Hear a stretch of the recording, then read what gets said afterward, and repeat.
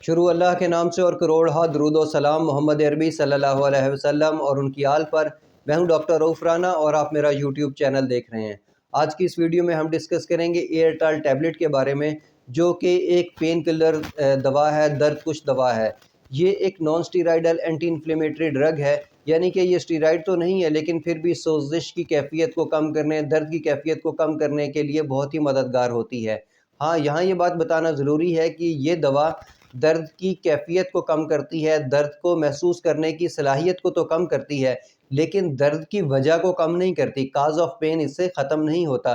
ہاں، درد جو انسان محسوس کر رہا ہوتا ہے اس وقت تک اس کی کیفیت کم ہو جاتی ہے، درد کی جو شدت ہے اس میں کمی آتی ہے جب تک اس دوا کا اثر ہوتا ہے۔ ہاں، اس کی وجہ سے جو درد کی کاز ہے وہ ختم نہیں ہوتی۔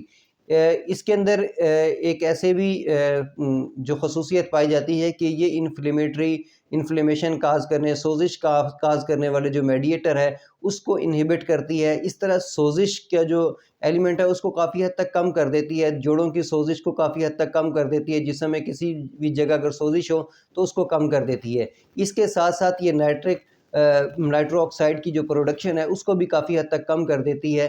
اس طریقے سے یہ ایک اینٹی آکسیڈنٹ کے طور پر بھی کام کرتی ہے۔ اب ہم بات کرتے ہیں اس کی انڈیکیشن کے بارے میں۔ یہ آرتھرائٹس میں پریسکرائب کی جاتی ہے، آٹو امیون ڈیزیز میں پریسکرائب کی جاتی ہے، جوڑوں کے درد میں تجویز کی جا سکتی ہے، کمر کا درد، جوڑوں کا درد، گھٹنے کا درد، غرض یہ کہ ہڈیوں اور جوڑوں کے درد میں اس کا دوا کا استعمال کیا جاتا ہے۔ اور ایسے مریض جن میں جوڑوں میں سویلنگ ہو گئی ہو اور ان میں درد ہو رہا ہو، ان میں بھی اس دوا کا استعمال کروایا جا سکتا ہے۔ اس کی جو ڈوز ہے وہ 200 mg ڈیلی ڈوز ہے۔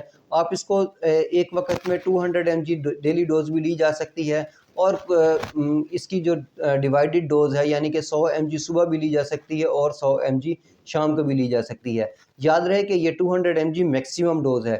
ہاں، کچھ ڈاکٹر مریض کی کیفیت کو دیکھتے ہوئے، ان کے باڈی ویٹ کو دیکھتے ہوئے دوا کا جو انتخاب ہے اس میں 100 mg ڈیلی بھی ہو سکتی ہے، کچھ مریضوں میں 200 mg ڈیلی بھی ہو سکتی ہے، کچھ میں صبح شام ایک جو گولی 100 mg کی دی جا سکتی ہے اور کچھ میں شام کو ایک گولی دی جا سکتی ہے۔ دوا کا انتخاب کرتے ہوئے ضروری ہے کہ ڈاکٹر کی ہدایت کو مد نظر رکھا جائے، اور جو بھی دوا ہے ہمیشہ ڈاکٹر کی پرسکرپشن پہ ہی استعمال کی جا سکتی ہے، کیونکہ ڈاکٹر آپ کی کیفیت کو، آپ کے باڈی ویٹ کو دیکھ کر اس دوا کا انتخاب کرتا ہے، اور کتنی ڈوز لینی ہے اس کا بھی انتخاب کرتا ہے۔ اب ہم بات کرتے ہیں کہ کن مریضوں کو اس دوا کا استعمال نہیں کرنا چاہیے۔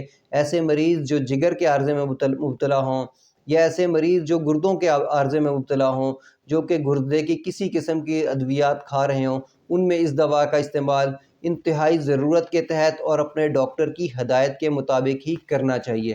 ایسے مریض جن کا بلڈ پریشر ہائی رہتا ہو، یا ایسے مریض جو کہ دل کے مریض ہوں، دل کی ادویات کھاتے ہوں، ان میں بھی اس دوا کا استعمال انتہائی ضرورت کے تحت ہی کرنا چاہیے اور ڈاکٹر کی ہدایت کے مطابق ہی کرنا چاہیے۔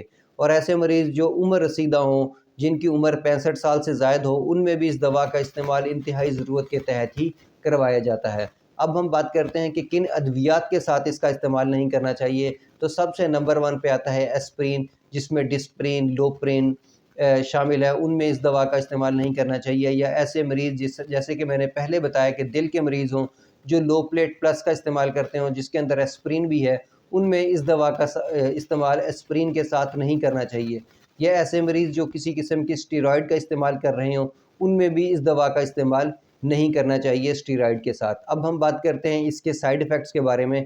اگرچہ تمام لوگوں کو اس کے سائیڈ ایفیکٹ ظاہر نہیں ہوتے، کسی نہ کسی کو ظاہر ہو سکتے ہیں، لیکن بتانا اس کے لیے ضروری ہوتا ہے۔ اس کے جو سائیڈ ایفیکٹس ہیں اس میں دل کی دھڑکن میں اضافہ ہو سکتا ہے، ہارٹ بیٹ بڑھ سکتی ہے، بریتھنگ پرابلم ہو سکتا ہے، سانس لینے میں دشواری ہو سکتی ہے، جلد کے اوپر ریشز ہو سکتے ہیں، کچھ لوگوں کو پیٹ کے اندر درد ہو سکتا ہے، معدے کے اندر درد ہو سکتا ہے، ڈائریا، لوز موشن کا شکار ہو سکتے ہیں، الٹی کی کیفیت ہو سکتی ہے، یا معدے کے اندر جلن محسوس ہو سکتی ہے۔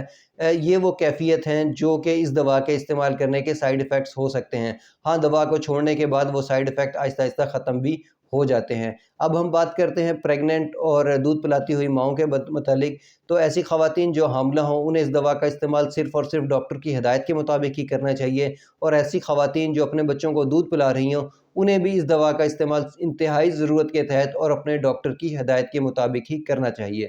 مجھے امید ہے کہ میری یہ معلومات آپ کے لیے فائدہ مند ہوگی۔ اللہ آپ کو اور آپ کے تمام اہل خانہ کو صحت والی زندگی عطا کرے۔ اللہ حافظ۔